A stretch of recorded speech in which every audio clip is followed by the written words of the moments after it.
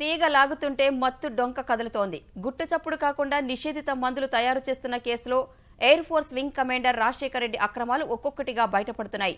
వంటగదినే ప్రయోగశాలగా మార్చి తయారు చేస్తున్న 2,50,00,000 విలువైన ఎంఫైట్మెంట్ ను అధికారులు స్వాధీనం చేసుకున్నారు.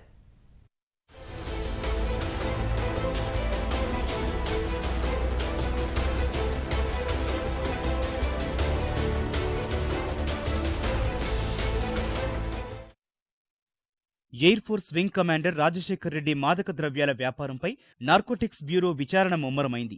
ఈ శోధనలో అతడు సాగించిన అక్రమాలు బయటపడుతున్నాయి. అధికారుల తనిఖీల్లో రాజశేఖర్ రెడ్డి నివాసంలో 9.1 కిలోల ఎంఫటమైన్ లభ్యమైంది. ఈ మత్తు పదార్థం విలువ దేశీయంగా 2,50,00,000 అయితే అంతర్జాతీయంగా 9 కోట్ల వరకు పలుకుతుందని అంచనా వేస్తున్నారు.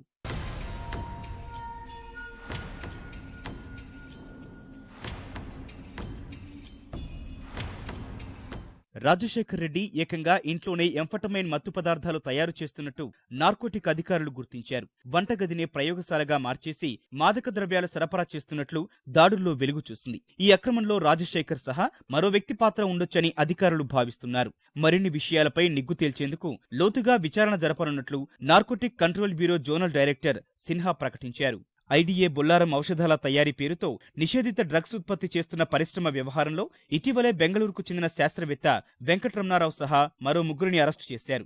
ఈ క్రమంలోనే air force wing commander Rajasekhar రెడ్డిని కస్టడీలోకి తీసుకున్నారు.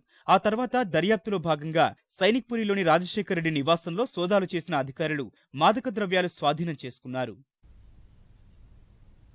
హైదరాబాద్లోని మల్లాపూర్ పారిశ్రామిక వాడలో నిషేధిత మత్తు పదార్థాలు తయారు చేస్తున్న స్థావరంపై ఎన్ఫోర్స్మెంట్, ఎక్సైజ్ శాఖ, టాస్క్ ఫోర్స్ పోలీసులు సంయుక్తంగా దాడులు నిర్వహించారు. అల్ఫాజోలం అనే మత్తు పదార్థంతో నిండిన 4 బ్యారెన్స్ ను స్వాధీనం చేసుకున్నారు. వీటి విలువ ₹1,00,00,000 ఉంటుందని అధికారులు తెలిపారు.